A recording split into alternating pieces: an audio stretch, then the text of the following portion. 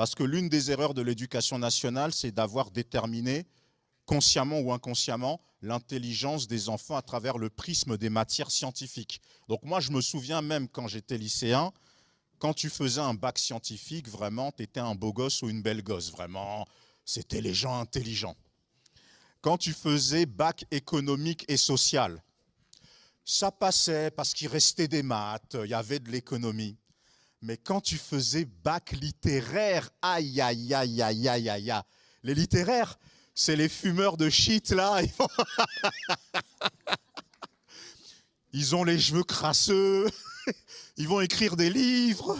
Mais littéraire, tu vas faire quoi là-bas? Même ta maman, elle a honte de te tenir la main dans la rue. Pourquoi? Parce qu'il n'y a plus de matière scientifique, en fait. Et on ne voit pas, comment dire, l'aspiration des enfants. Et on ne parlera même pas du BEP, CAP, professionnel. Alors là, c'est, bon, vas-y, je te renie, limite, j'ai honte de toi. Donc je le dis de façon caricaturale.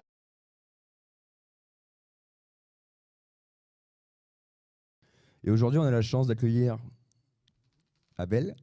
Enchanté. Bonjour à toutes et à tous. Donc je vais me présenter rapidement. Ouais, juste plus près du micro.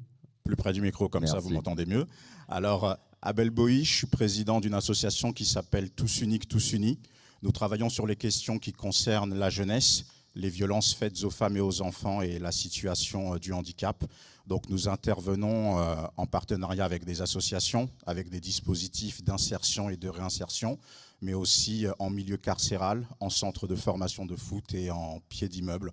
Donc voilà, nous avons une activité assez dense, vu l'actualité de la jeunesse et les défis qui s'offrent à elle tous les jours. Et je vous remercie encore une fois pour l'invitation. Pour moi, c'est un réel plaisir d'être parmi vous aujourd'hui. Merci Abel.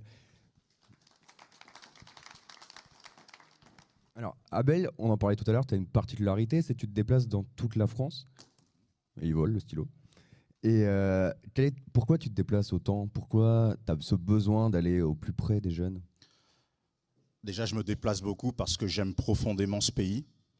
Et il est toujours intéressant de voir que même s'il y a des problèmes qui concernent tous les jeunes, c'est toujours intéressant de voir comment les jeunes sont impactés par rapport au territoire où ils habitent, en fait.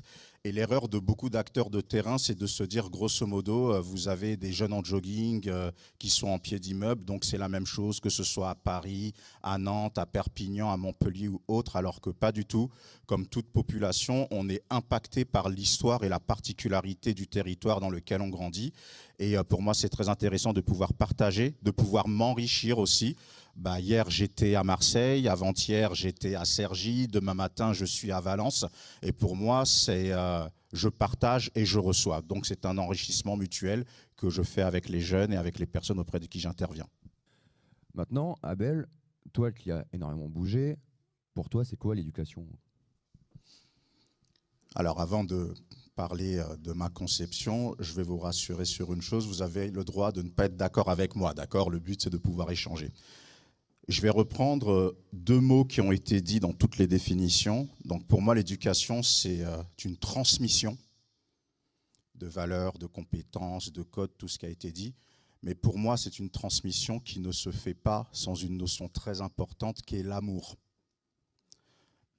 Si en tant qu'enfant, on ne reçoit pas l'amour, même si on reçoit tous les codes, même si on reçoit toute notre liste de droits et de devoirs, sans amour, il y a quand même un risque, premièrement, de manque affectif, de blessures émotionnelles, la question existentielle, pourquoi est-ce que j'existe?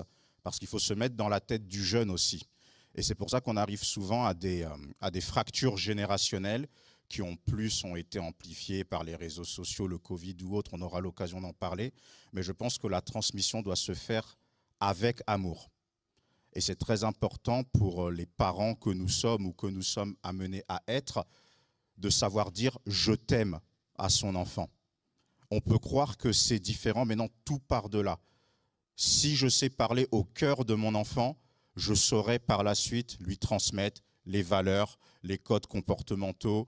Je saurai le faire réussir, même son rapport à la citoyenneté, qui est vraiment une source de débat chez beaucoup de nos jeunes. Donc l'amour est la notion essentielle qui va de pair avec la transmission pour moi.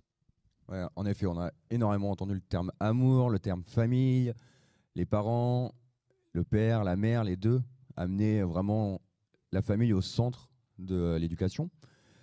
Et le respect aussi. On a entendu beaucoup de respect. Toi qui as un peu plus d'expérience de bouteille, qu'est-ce que tu pourrais nous dire autour du respect, etc.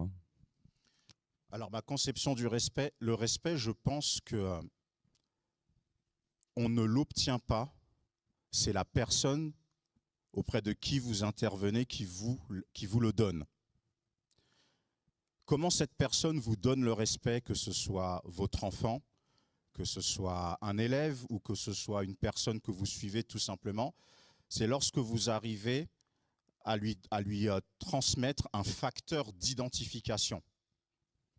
On a tous été jeunes, quoique nous sommes tous jeunes, hein, nous sommes jeunes de 0 à 99 ans, mais adolescent, je m'habillais de telle manière parce que mon acteur préféré, mon chanteur préféré.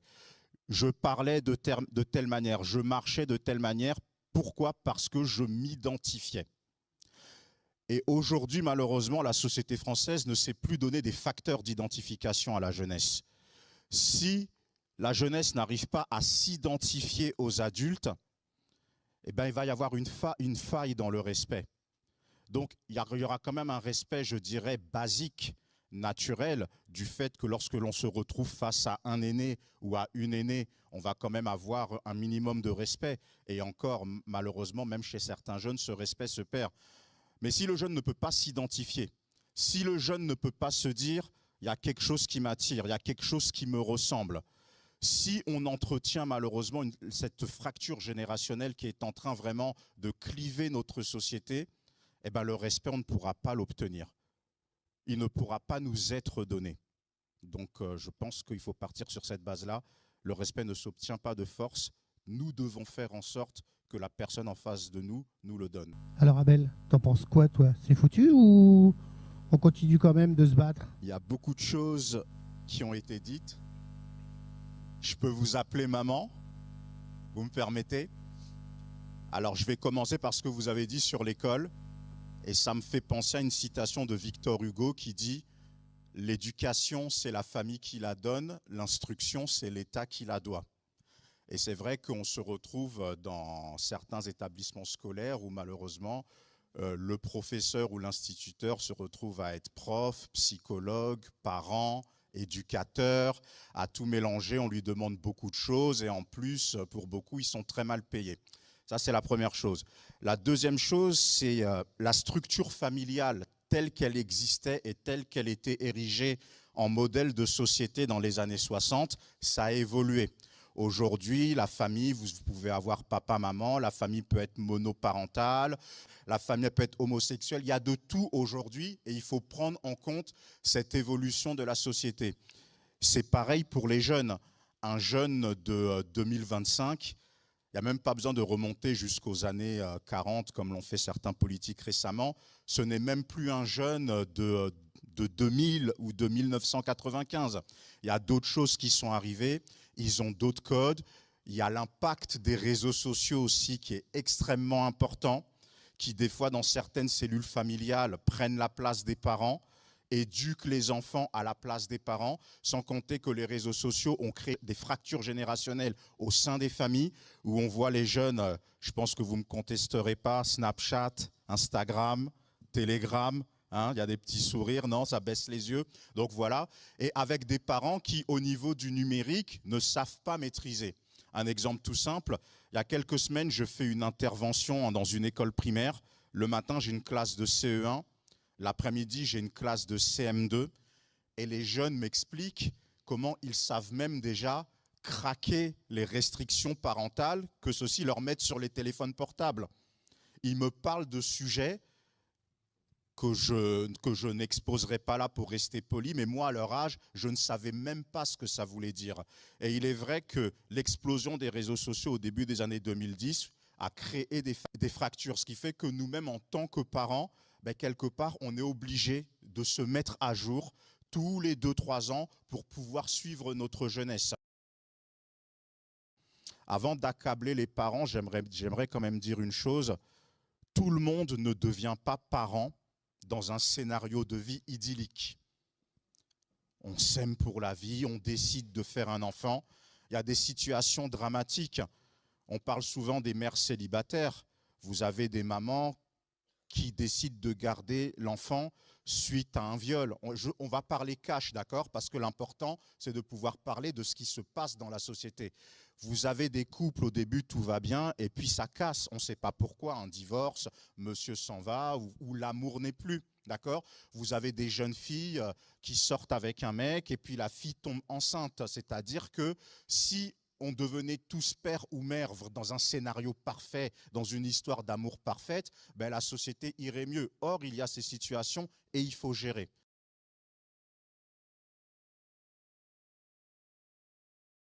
Et pour finir mon propos, donc c'est vrai, la question de l'amour, donc vous avez dit à juste titre que dans certaines cultures, ben les parents ne disent pas « je t'aime » aux enfants, mais pour beaucoup parler avec des jeunes, et j'aimerais même vous poser la question aux jeunes qui sont là, quand j'explique qu'avec mes enfants, moi, je leur dis souvent « je t'aime », que je suis à la fois leur père, je suis aussi leur meilleur ami, je suis aussi un grand frère. Moi, les jeunes, ils me disent « mais moi, j'ai pas ça avec mon père, j'aimerais bien l'avoir ». Toujours, on me le dit. Donc, c'est vrai qu'il y a ce côté culturel qui peut exister, mais des fois, ça peut être une gêne pour l'enfant qui, effectivement, à la maison, peut se retrouver à vivre dans une culture métissée. À l'école, il se retrouve dans une culture française. Donc, des fois, il peut avoir du mal aussi à se retrouver vis-à-vis de sa citoyenneté ou autre. Sans compter la question où, par exemple, moi, je suis français d'origine congolaise. Ben, en France, je peux être accepté comme français, mais être vu comme un Africain par d'autres. Mais quand je vais aller au Congo, je vais être traité de blanc. En fait, je vais être traité de français. Ce qui fait que si je ne gère pas bien la chose psychologiquement, je peux me retrouver dans ce que j'appelle une sorte d'apatridie psychologique, c'est-à-dire je suis assis entre deux chaises comme ça, entre ma francité, mon africanité et comment je gère au milieu. Et si dans l'éducation, je n'ai pas toute cette stabilité-là, ben le risque c'est quoi aujourd'hui, les jeunes d'aujourd'hui? Ben je vais sur les réseaux sociaux et il suffit de tomber sur la mauvaise personne, la mauvaise fréquentation. Et là, je suis foutu malheureusement. Donc je pense qu'on est quand même obligé de faire une mise à jour et d'avancer avec son temps malgré tout.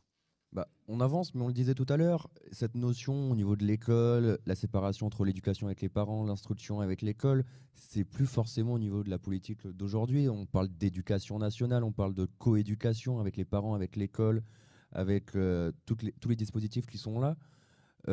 Toi, quel est ton regard là-dessus sur cette séparation-là entre l'éducation, l'instruction, puisque bah, à l'école, on apprend les savoirs-règles, les savoir-vivre, tous ces savoirs-là, et c'est des savoirs d'éducation, pas forcément d'instruction.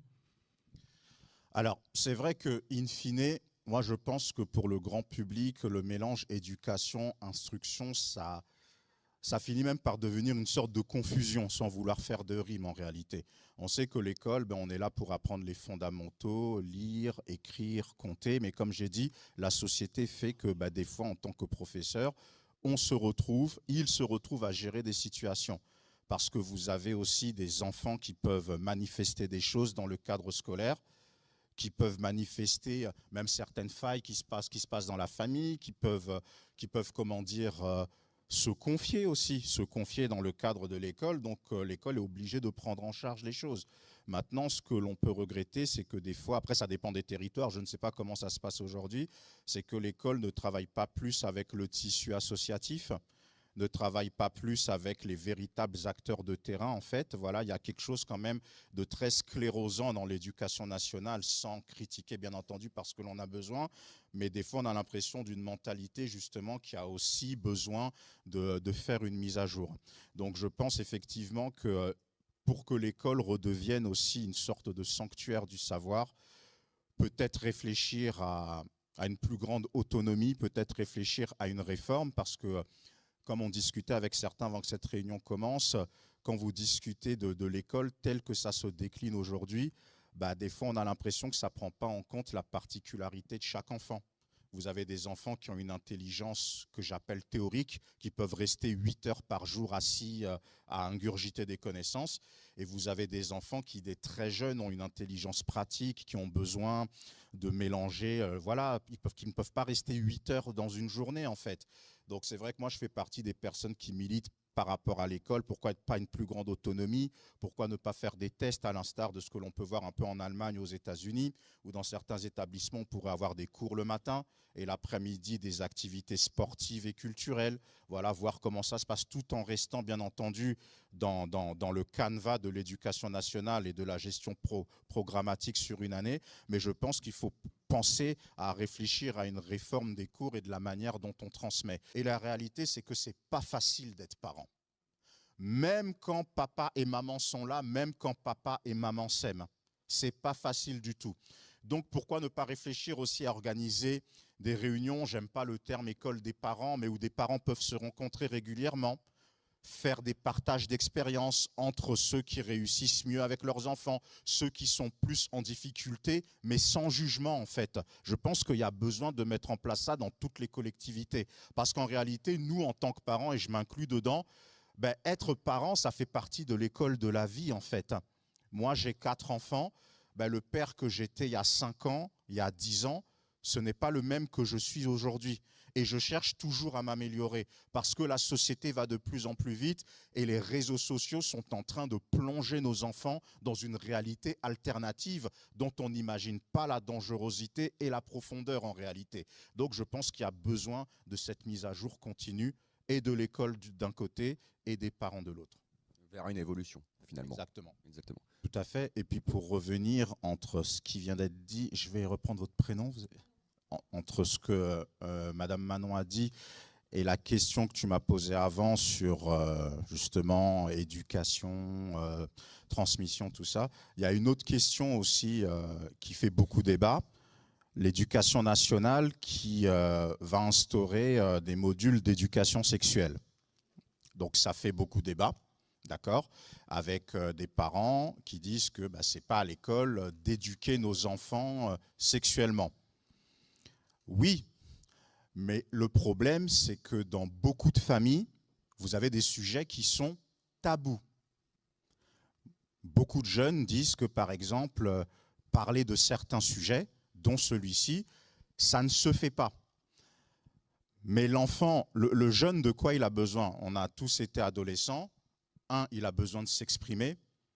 Et 2, le jeune adolescent, il est très curieux. Et comme la nature a horreur du vide, les sujets qui ne sont pas abordés dans la famille vont être abordés ailleurs. Et encore avant, c'était abordé avec des êtres humains, bonne ou mauvaise connexion. Mais il y a les réseaux sociaux aujourd'hui en plus. Quand vous allez sur Snapchat, quand vous allez sur TikTok, quand vous allez sur les boucles sécurisées comme Telegram, comme Signal, je peux vous dire que, par exemple, sur le sujet de l'éducation sexuelle, c'est une catastrophe. La manière de consommer la pornographie, par exemple, c'est une catastrophe. Parce que ce ne sont plus des films d'1 heure, 1 heure et demie, ce sont des scènes de 2-3 minutes et un jeune peut en consommer plusieurs dizaines dans une journée, discrètement, dans le secret de sa connexion Internet, sans que les parents ne voient rien. Ce que l'éducation aussi, c'est prendre en compte, je vais pas l'aspiration de l'enfant, mais aussi ses questionnements. Ça ne veut pas dire que l'on renonce à son autorité parentale, bien au contraire. Mais des fois, il faut poser la question à l'enfant, comment il se sent? Qu'est-ce qu'il souhaite? Et c'est des choses qui manquent aussi parce que l'erreur de certains parents, et je ne me pose pas du tout en enseignant, je n'ai pas la prétention d'être un parent exemplaire, j'apprends, mais l'erreur, c'est de se dire, j'ai été éduqué d'une certaine manière, donc je vais reproduire la même éducation.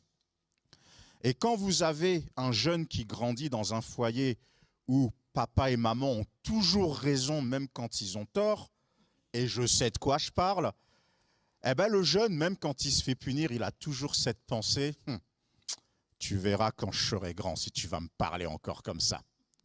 Ah oui, vrai ou pas les jeunes quêtes de, il y en a qui sourient et tout, regarde. Tu verras quand je serai grand si tu pourras me parler encore comme ça. Et après, ça crée des fractures. Le jeune, il arrive, 14, 15, 16 ans, 17 ans.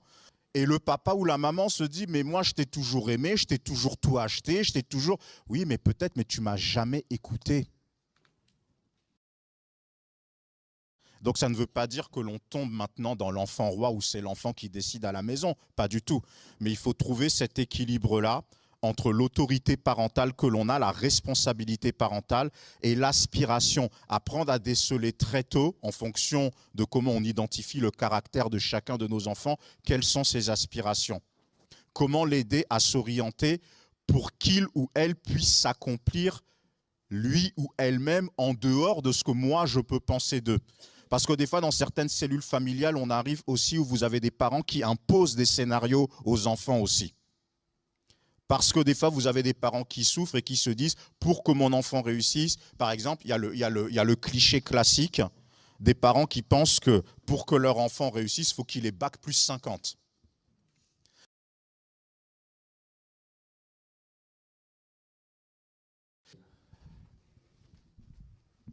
Alors, je vais essayer d'avoir une réaction assez courte avant de laisser la parole à madame.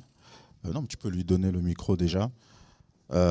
Effectivement, il faut trouver ce socle commun. Mais pour cela, il faut qu'on se réunisse.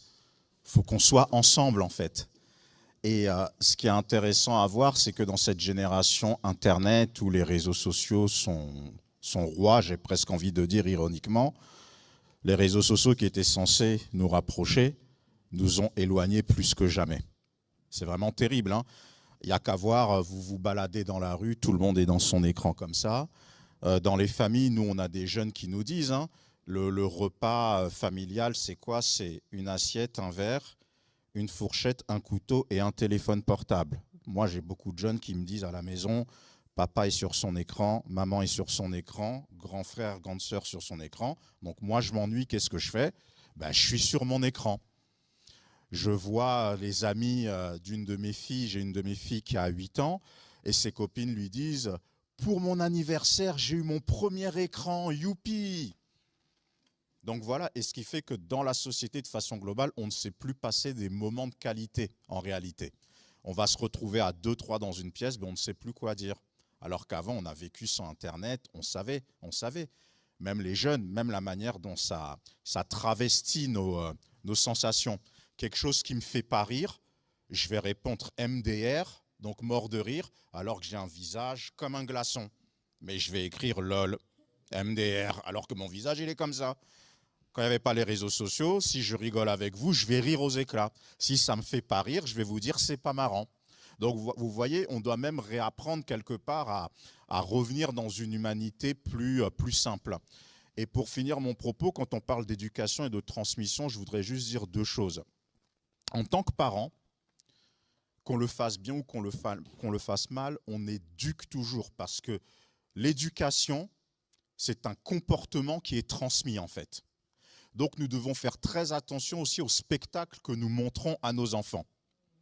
Quand il y a des disputes, quand il y a des bagarres, ou certains parents qui aiment dire à leurs enfants « imbécile », hein? Ça reste les mots. Les mots frappent aussi fort que les coups et les conséquences psychologiques. Toi, tu es bête, hein? Encore une mauvaise note. Des fois, dans les familles, quand il y a plusieurs frères et sœurs, on voit qu'il y en a un ou une qui est plus aimé, plus choyé que l'autre. Ça crée des choses aussi. Merci beaucoup. Abel, une dernière petite réaction et après on passe à la suite. Ouais, donc je vais être assez court dans ma conclusion parce que beaucoup de choses ont été dites et moi je réitère ma joie d'avoir été parmi vous parce que ça me confirme une chose que je savais déjà, vous êtes la solution. Autant les jeunes, il faut leur laisser la parole, mais les pouvoirs publics doivent vous laisser la parole aussi. C'est important. Concernant les parents, donc je vais essayer de brosser. Maman, vous aviez dit une chose, mais dans votre prise de parole, vous avez fait un constat et vous avez donné la solution. C'est ça qui était intéressant. Ouais. Mais quand vous disiez au début que, effectivement, il y a des jeunes, vous leur parlez, ils vous répondent tout de suite, ou ils n'écoutent pas, je le redis avec mes termes, ils vous envoient balader. Un enfant ne naît pas comme ça. L'enfant, il a 1 an, il a 2 ans, il a 3 ans, il a 4 ans, il a 5 ans, il grandit. Et à 3, 4, 5, 6 ans, il n'est pas comme ça. Donc il y a quelque chose qui se loupe au bout d'un moment pour que l'enfant bascule. D'accord ? Après, le but de cette réunion, c'est pas de dire que tous les enfants sont des anges et que tous les parents sont défaillants. C'est pas ça. Mais c'est comment on réussit mieux et comment aussi, malgré le fait qu'on est parent, malgré le fait qu'on a une autorité parentale, mais on doit s'adapter à la génération. C'est une réalité. Et la jeunesse, elle a besoin d'une chose, c'est d'être écoutée. Tant qu'on parle à leur place, tant qu'on dit pour eux ce qui est bon pour eux, et en même temps, on doit faire, l'équilibre entre le fait d'avoir une plus grande expérience de vie, mais il faut les laisser nous surprendre aussi. Il faut les laisser nous surprendre. Quand on intervient auprès des jeunes, et je pense que tous les acteurs et toutes les actrices de terrain diront la même chose, mais on apprend d'eux. Moi, par exemple, comment je suis devenu expert sur le numérique des jeunes? Mais c'est parce que j'échange avec eux, tout simplement. Comment je sais comment les jeunes fonctionnent? Mais c'est parce qu'ils me disent, ils me confient des choses. Et je pense que c'est pareil pour vous. Ils nous disent les choses. Même dans leurs appels à l'aide, ils nous confient des choses et ils nous rendent meilleurs par leur confession.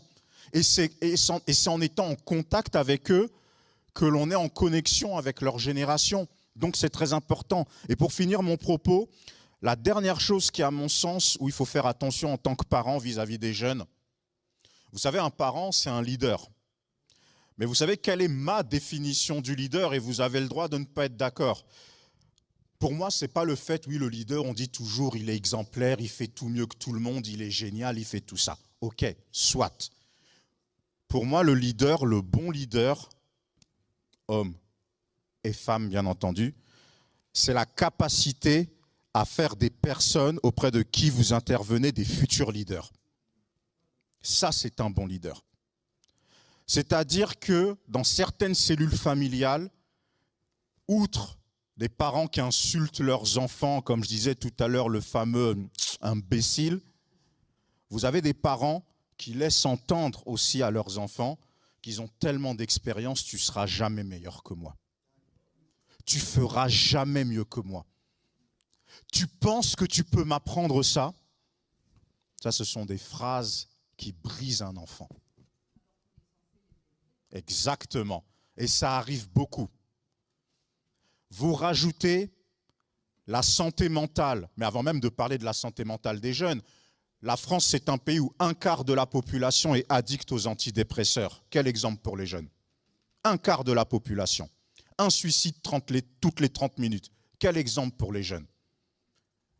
Et on peut en citer encore des chiffres. Et pour aller vers la fin, il y a une jeune fille que j'accompagne qui malheureusement est tombée dans les réseaux de prostitution des mineurs. Et la maman, jusqu'aujourd'hui, elle ne comprend pas comment ça a pu arriver parce que c'est une famille très bourgeoise.